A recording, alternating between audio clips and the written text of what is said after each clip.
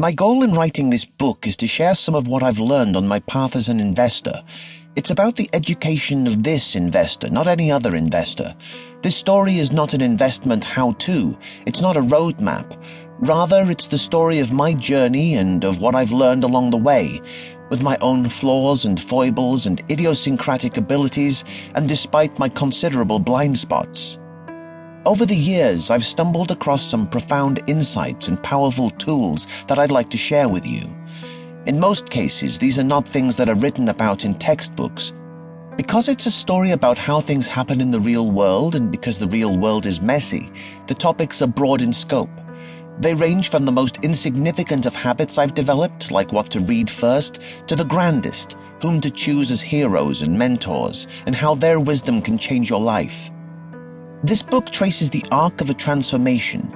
I started off as a Gordon Gekko wannabe, brash, short-sighted, and entirely out for myself. Then a series of transformations and self-realizations led me on a path from Benjamin Graham's The Intelligent Investor to Ruane Cunniff to Poor Charlie's Almanac to Robert Cialdini, then to meeting Monish Pabrai and lunch with Warren Buffett.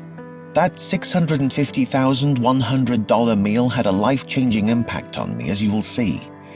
Within 1 year of my meeting with Buffett, I let 2/3 of my staff in New York go, stashed half of my family's belongings in storage, and shipped the other half to Zurich, where we went to live.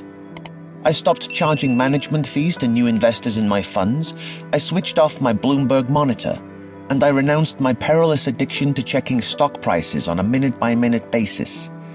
I'm not necessarily advocating that you should also have lunch with Warren Buffett, especially now that the price tag has soared, hitting a high of $3.46 million in 2012. And I'm not claiming to have a special understanding of him either. What I can tell you is that he has had an extraordinary impact on how I invest and on the way I live my life. My hope is that I can share some of these lessons that I've derived from him so that they will benefit you as much as they have benefited me. It took me the best part of 2 decades to get onto a more enlightened path in life, and I've made many missteps and lost much time along the way. Hopefully this book will help you to reach your enlightened path faster and with fewer missteps.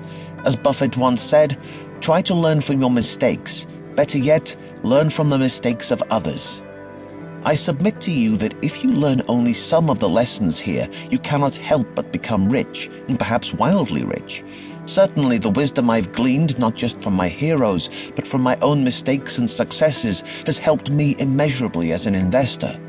As I write this, I've had a cumulative return of 463% since founding the Aquamarine Fund in 1997, versus 167% for the S&P 500 index.